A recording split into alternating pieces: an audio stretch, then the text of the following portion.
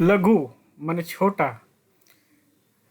ये एक नपुंसकलिंग शब्द है और उसके शब्द रूप कुछ इस प्रकार हैं। विभक्ति में प्रथमा से संबोधन तक।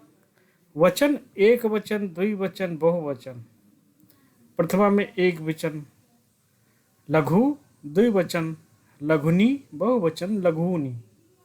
द्वितीया में लघु, लघुनी, लघूनि। तृतीया में लघुना, लघुभ्याम, लघुभिः। चतुर्थी में लघुने, लघुभ्याम, लघुभ्यः। पंचमी में लघुनः, लघुभ्याम, लघुभ्यः।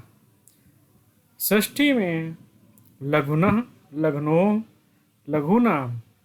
सप्तमी में लघुनि, लघुनोः, लघुषु। संबोधन में हे लघु और लघु, हे लघुनी, हे लघूनि।